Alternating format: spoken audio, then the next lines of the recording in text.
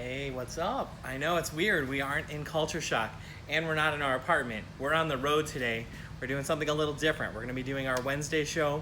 I've been having a lot of fun here checking out 11th Street Records. It's been the first time I've been here since a year ago, and such a cool little shop to check out. Dig through some records. Ronald, the owner here, has been really awesome, just letting us hang out here, getting behind the counter, using the record player, sampling some records. I've already found a few things that I definitely want to bring home with me.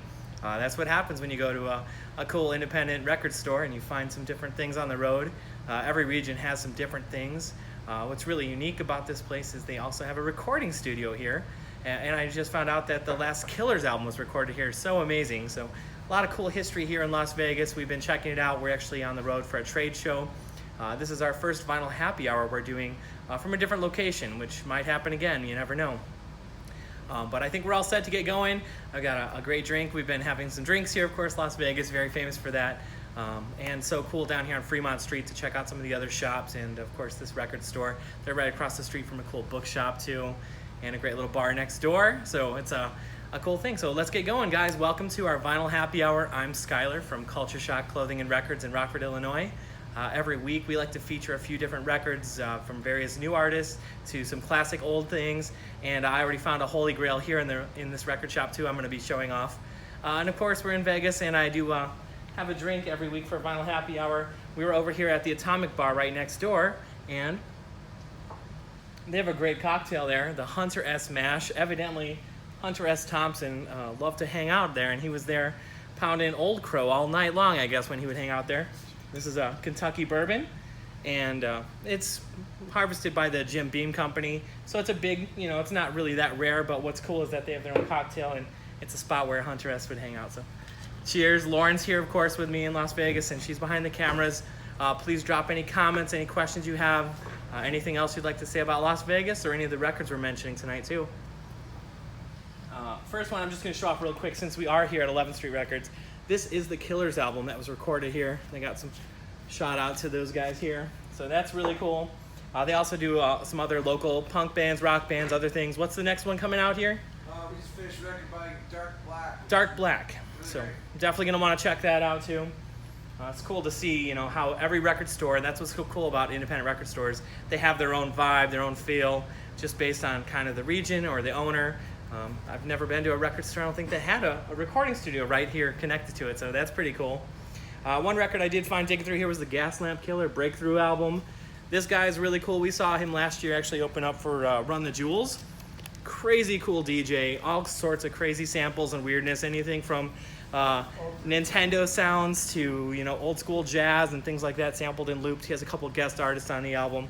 It's kind of EDM, kind of hip-hop, just kind of mellow and chilled vibes to a really cool electronic album. Another album I found here, just cool backstory. Of course, Neil Young. Most people know Neil Young, or from Buffalo Springfield, when he started out. But the story on this album, with the Shocking Pinks, is he was going through a major distribution problem or problem with Geffen Records. They were suing him because he was doing some experimental albums and wasn't doing the more traditional rock that they thought he was going to be producing for Geffen Records. And he had a big old fit, and he just thought he would go old school on him and do a rockabilly album. And he said, hey, what's wrong with that? You guys want me to do a rock and roll album? What's more rock and roll than rockabilly? And he really shocked them when he gave him this album, and he did rockabilly, which was so different from what he had been doing. It was all part of his way of fighting back at Geffen Records and saying, you can't say that I'm not producing a rock and roll album for you. This is my rockabilly album. You have to pay me on my contract or drop me so I could do what I want to. So he's a real punk rocker in that way, that he really fought the system, and I believe won too. So that's an interesting one if you haven't checked that out. Another cool thing I found just digging through, in other independent record stores, they had an album in here from David Dondero, and he played here in the store, sold some albums to them. He even autographed it personally to the store. He's from Minnesota, really great kind of folkier singer-songwriter. NPR has mentioned that he is a modern comparing to Bob Dylan, Tom Waits, artists like that. It's kind of a really good folky downer album. I was checking it out today here. It's even got some keys and stuff with it. There's some horns with it too. It's just cool, those kinds of things you find from independent artists and artists that will play inside a record store, have their albums available here. One thing else I found, I was looking through, and I love when record stores have these little tabs that show what artist is there, and sometimes you find one but there's no records from that artist and you're like, oh darn. But I saw the half Japanese tab and I was like, oh, there's probably no records here. But nope, there was. Original pressing of a half Japanese Loud album. Pretty obscure band. It's a 1981 album on a private label, kind of small label. Half Japanese is really trying to play punk rock. They're kind of a rock and roll band, but they're very minimal, weird. They detuned all their instruments. It's a little noisy. It's a little experimental for sure. But they're all about rock and roll still. They even do a cover of a Doors song on here. Doesn't sound anything like the Jim Morrison Doors that we know, but it's cool that they paid homage to that and covered that. Really mint condition copy too, so I was really happy to find that here. But for my holy grail, which I thought was going to be that, then I looked on the wall and I found the Testors record up here, which I've been looking for quite a while. So this will be my holy grail here for today. Please leave us a comment. I want to know, what are your holy grails? What's the rarest record or coolest record in your collection or your dad's collection or whatever? What have you found at a store that you want to get or do have already? If you don't know the Testors, mid-70s punk band from New York, and they are crazy good. It's like really kind of outrageous punk rock. Before punk rock was really a thing even, they were playing punk. And some of this stuff, they only recorded, I think, a couple 45s, so there's really hardly any original records from them. They were only around for a few years. They did play, there's some live recordings on here from CBGB's, Max's Kansas City.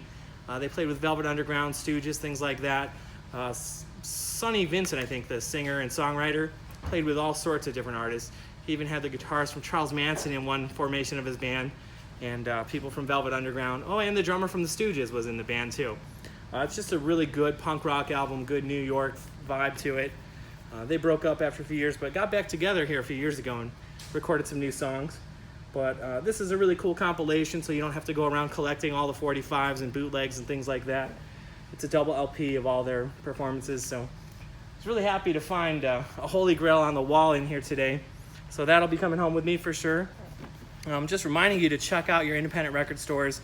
Check out our Vinyl Happy Hour. We definitely want to mention independent releases coming out and the holy grails that you find whenever you are shopping at your independent record store, wherever you happen to be. And if you're in Rockford, you can find us at Culture Shock at 2239 Charles Street. We're open 7 days a week. Please, if you want to go back, if you haven't been catching our videos, please go back and check out on YouTube. We have archived all the Vinyl Happy Hour videos, and we're doing them live and unedited, Facebook and Instagram every week. I've got to get another drink here. So cool that you can get a drink here in Vegas and take it anywhere you want to. Goes well from our Vinyl Happy Hour. And if you are catching this on a replay, just leave a comment below. We'd like to know who's seeing them as a replay. Just leave an R for replay. And we'd like to keep up with you guys too, so let us know what's going on with you. Leave us some comments, and keep checking out our Vinyl Happy Hours. Thank you so much again. Live from Las Vegas. It's a lot of fun.